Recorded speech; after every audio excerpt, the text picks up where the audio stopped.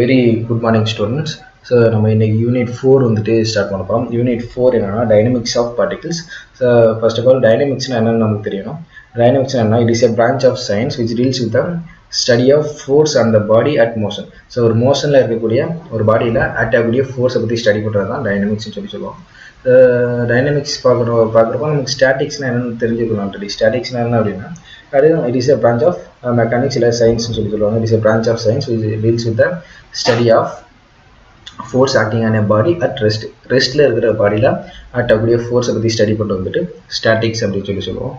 So நம்ம இங்கே dynamics பார்க்க போகிறோம். ஸோ டைனமிக்ஸ் வந்து ரெண்டு டைப்பாக பிரிக்காங்க அப்படின்னு சொல்லிட்டு நம்ம வந்துட்டு யூனிட் 1லேயே பார்த்துருக்கோம். ஸோ டைனமிக்ஸ் வந்துட்டு கைனமேட்டிக்ஸ் அண்ட் கினெட்டிக்ஸ் அப்படின்னு சொல்லிட்டு ரெண்டு டைப்பாக பிரிப்பாங்க. ஸோ கைனமேட்டிக்ஸ்னா என்ன, கினெட்டிக்ஸ்னா என்ன. ஸோ ஃபர்ஸ்ட் ஆஃப் ஆல் கைனமேட்டிக்ஸ்னா என்ன அப்படின்னா without considering the forces, the study of motion of the particle without considering the forces which cause the motion. என்ன அப்படின்னா, ஸோ ஒரு சிஸ்டத்தில் ஒரு பார்ட்டிகிள் ஆக்ட் ஆகக்கூடிய ஃபோர்ஸை பற்றி ஸ்டடி பண்ணாமல் அந்த பார்ட்டிகளோட மோஷனை பற்றி மட்டும் ஸ்டடி பண்ணோம் அப்படின்னா, so without considering the forces. இப்போ ஒரு பேட்ஸ்மேன் வந்துட்டு ஒரு பாலை ஹிட் பண்ணுறாரு.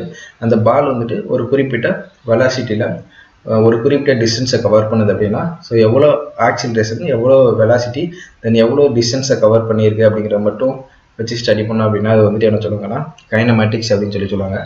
ப்ளஸ் அந்த ஆக்சிலரேஷனை க்ரியேட் பண்ணுறதுக்கு எவ்வளோ ஃபோர்ஸ் வந்து அந்த பேட்ஸ்மேன் ஹிட் பண்ணியிருக்காரு அப்படிங்கிற பற்றி ஸ்டடி பண்ணோம் அப்படின்னா ஸோ அது வந்துட்டு என்ன சொல்லுவாங்கன்னா கினெட்டிக்ஸ் அப்படின்வாங்க. So study of motion of the particle with considering the forces which cause the motion. So அந்த மோஷனை க்ரியேட் பண்ணுறதுக்கு எவ்வளோ ஃபோர்ஸு தேவைப்பட்டுச்சு அப்படிங்கிறத அந்த ஃபோர்ஸையும் சேர்த்து அனலைஸ் பண்ணோம்னா அதை வந்துட்டு கினெட்டிக்ஸ் அப்படின்னு சொல்லுவாங்க. ஸோ ஃபர்ஸ்ட் ஆஃப் ஆல் நம்ம இங்கே வந்துட்டு செஷன் 1ல் ஸோ கினெட்டிக்ஸ் ஆஃப் பார்ட்டிகல்ஸ் தான் நம்ம பார்க்க போகிறோம். So kinetics of particles, so அதில் first Newton's law of motions. So unit 1ல் நம்ம நிறையா லாஸ் பார்த்துருக்கோம். ஸோ நியூட்டன் லா ஆஃப் மோஷன்ஸ்லேயும் ஒரு 3 லாஸ் ஆல்ரெடி பார்த்துருப்போம். என்னென்னா Newton first law, second law, third law அப்படின்னு சொல்லிட்டு. So Newton law of motion என்னன்னா, when a body at rest or moving in a straight line, the particle or body obeys a certain law of motion. So ஒரு பாடி வந்துட்டு ரெஸ்ட்டில் இருக்குது இல்லை ஒரு moving கண்டிஷனில் இருக்குது அப்படின்னா அது கண்டிப்பாக இந்த குறிப்பிட்ட இந்த 3 லாஸையும் கண்டிப்பாக அது சாட்டிஸ்ஃபை பண்ணி ஆகணும். இந்த 3 லாஸில் ஏதாச்சும் ஒரு இதை வந்துட்டு சாட்டிஸ்ஃபை பண்ணி ஆகணும்.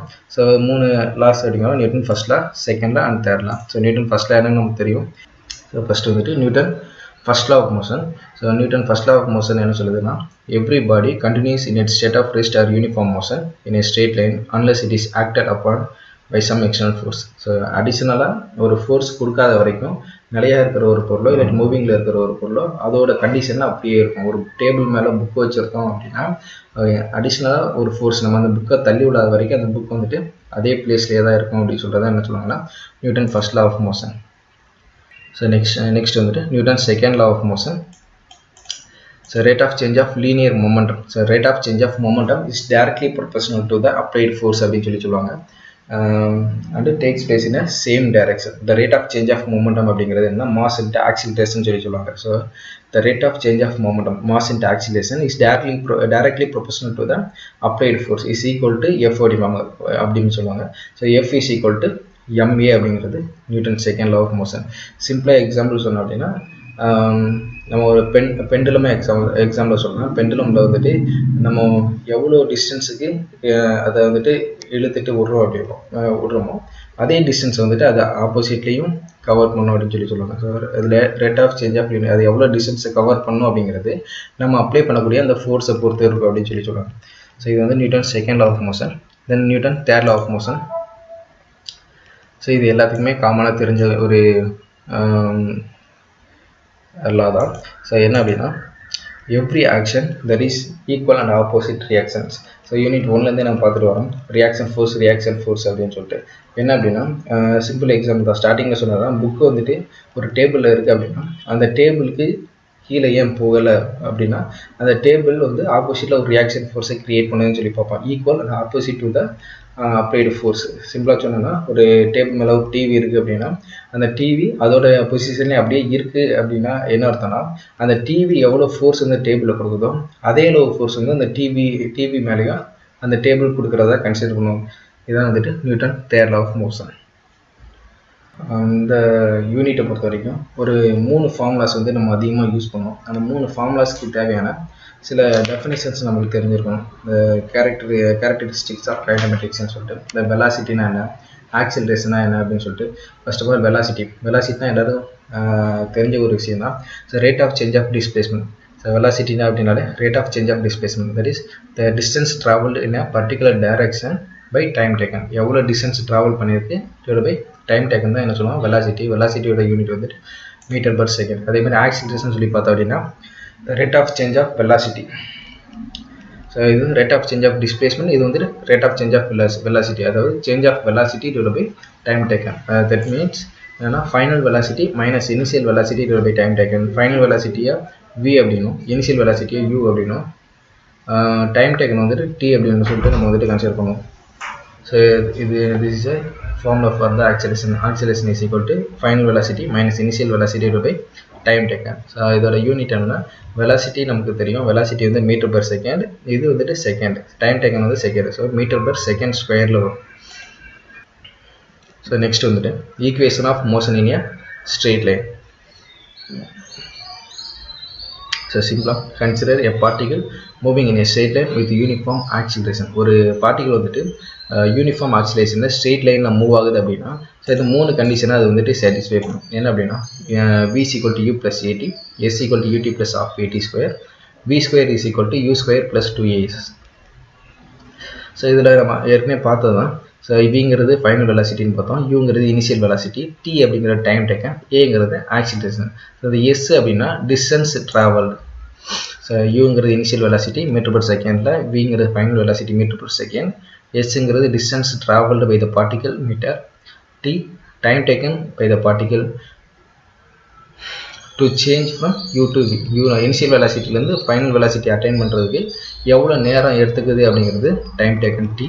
ஸோ நெக்ஸ்ட் வந்து acceleration of the particle A. So இந்த ஃபார்முலா வந்து நமக்கு கண்டிப்பாக தெரிஞ்சுக்கணும்.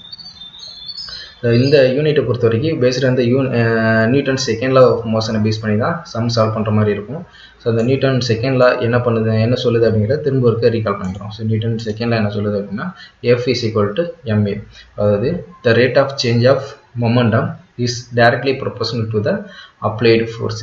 எவ்வளோ ஃபோர்ஸ் அப்ளை ஆகியிருக்கிறது அப்படிங்கிறது அந்த பார்ட்டிகல் கிரியேட் பண்ணக்கூடிய த ரேட் ஆஃப் அந்த மொமெண்டத்தை பொறுத்து இருக்கும் அப்படின்னு சொல்லி மென்ஷன் பண்ணுறாங்க. தெரிஞ்சு மாஸ் இன்ட்டு ஆக்சிலரேஷன், அந்த பார்ட்டிகளோட மாஸ் எவ்வளோ, அது எவ்வளோ ஆக்சிலரேஷனில் ட்ராவல் பண்ணியிருக்கு, அதை மல்டிப்ளை பண்ணால் நமக்கு கிடைக்கக்கூடிய வந்து அப்ளைட் ஃபோர்ஸ் வந்துட்டு கிடைக்கும்.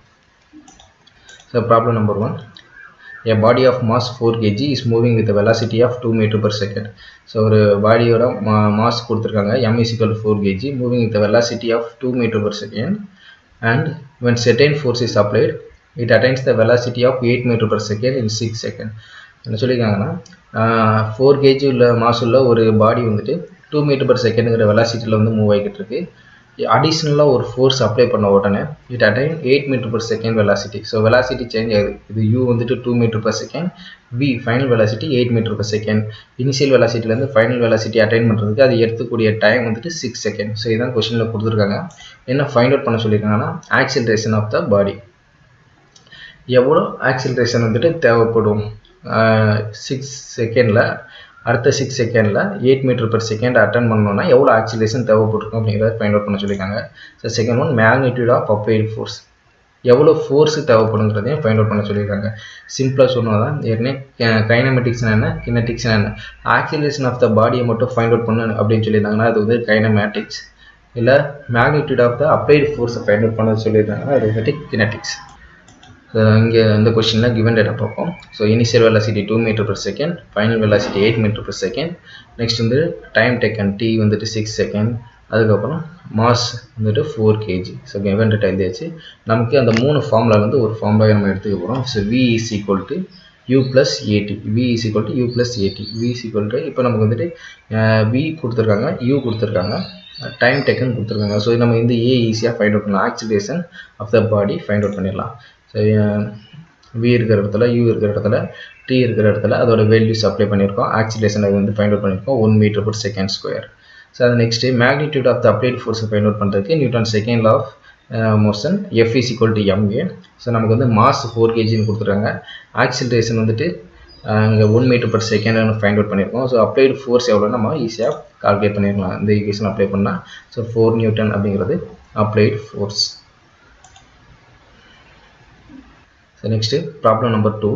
A man of mass 60 kg jump in a swimming pool vertically downward from a height of 19.62 meter. He goes down in water by 2 meter and then starts rising up. Calculate the average resistance of the water. சிம்பிளாக என்ன சொல்லியிருக்காங்க, ஒரு ஆளோட wait வந்துட்டு 60 kg சொல்லி கொடுத்துறாங்க. Swimming பூலில் jump பண்ணுறாரு. எவ்வளோ ஹைட்லேருந்துன்னா 19.62 மீட்டர்லேருந்து ஜம்ப் பண்ணுறாரு. He goes down in water by 2 meter. So தண்ணிக்குள்ளே குதிச்சதும் தண்ணிக்குள்ளே ஒரு ரீச் ஆகிற டிஸ்டன்ஸ் என்னன்னா 2 மீட்டர். அதுக்கப்புறம் 2 மீட்டர் ரீச் ஆனதுக்கப்புறம் அவர் திரும்ப வந்துட்டு தண்ணி விட்டு மேலே வந்துடுறாரு. ஸோ அதுக்கு மேலே அவர் 2 மீட்டருக்கு மேலே அவர் கீழே போகல. ஸோ மேலே வந்துடுறாரு. Calculate the average resistance of water. இப்போ என்ன சொல்லியிருக்காங்கன்னா 19 மீட்டரில் இருந்து குதிக்கிற ஒரு ஆள் தண்ணிக்குள்ளே அதே அளவு ஆழம் உள்ளே போகல. என்ன அப்படின்னா அந்த வாட்டர்லேருந்து ஒரு ரெசிஸ்டன்ட் ஃபோர்ஸ் வந்துட்டு கிரியேட் ஆகுது.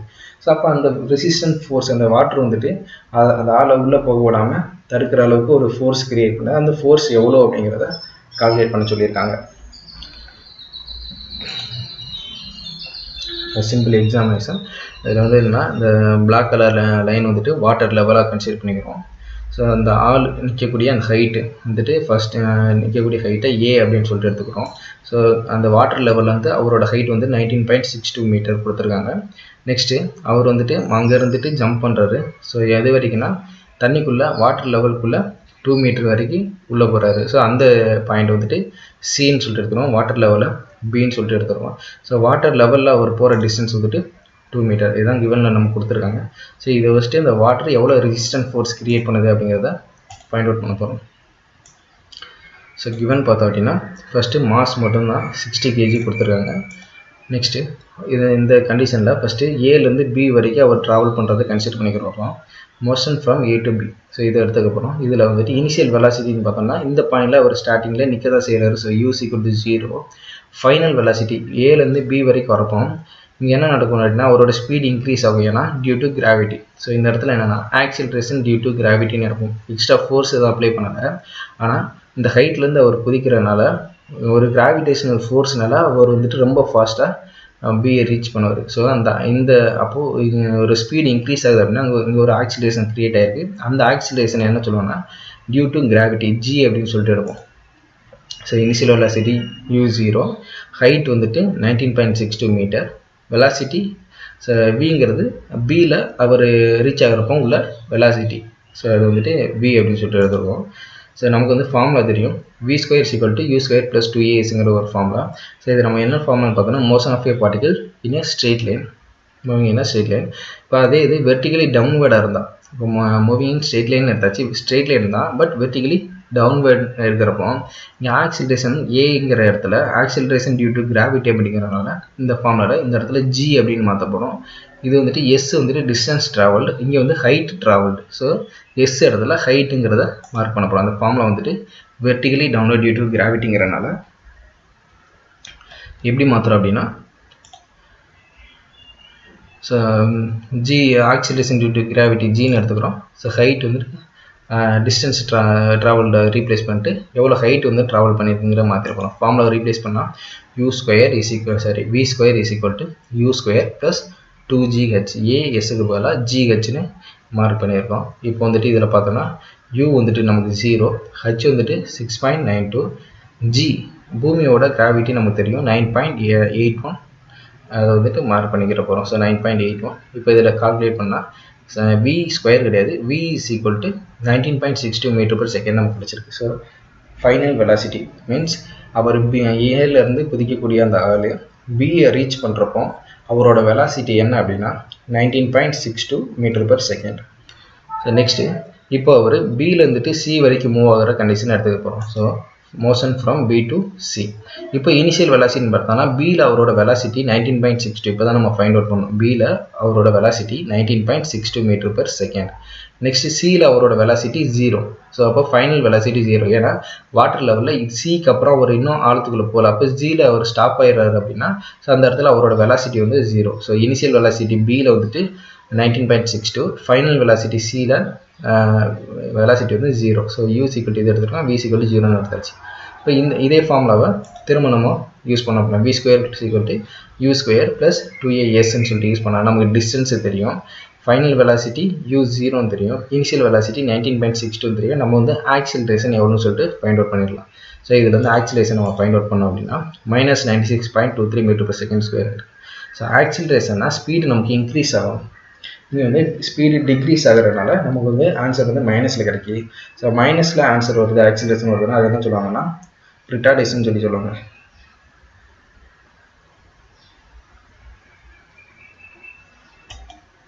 ஸோ இது வந்துட்டு டீசெலரேஷன் இல்லாட்டி ரிட்டார்டேஷன் சொல்லி சொல்லுவாங்க.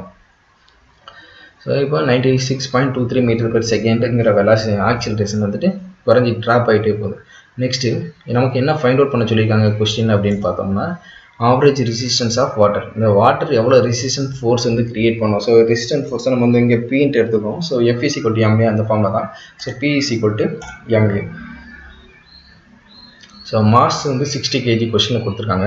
ஆக்சிலரேஷன் வந்துட்டு நம்ம இங்கே ஃபைண்ட் அவுட் பண்ணியிருக்கோம் -96.23 m/s². ஸோ இதில் வந்துட்டு நம்ம வந்துட்டு பியோட வேல்யூ ஃபைண்ட் அவுட் பண்ணிடலாம் 5773 நியூட்டன். ஸோ இதில் வந்துட்டு 5.773 kN. இதில் மைனஸ் சைன் வந்து எதை இண்டிகேட் பண்ணுது அப்படின்னா the resistance of water acts opposite to the direction of motion of a man. அதாவது அந்த ஆளுக்கு ஆப்போசிட்டில் அந்த ஃபோர்ஸ் கிரியேட் ஆகிறனால இங்கே வந்துட்டு மைனஸ் சைன் வந்துட்டு இண்டிகேட் பண்ணுதே தவிர மைனஸில் வேல்யூ கிடையாது. So resistance force average resistance force produced by the வாட்டர்னு சொல்லி பார்த்தோம் அப்படின்னா 5.733 kN. ஸோ நெக்ஸ்ட் வந்துட்டு டி ஆலம்பர்ட் பிரின்சிபல் பார்ப்போம். தேங்க்யூ.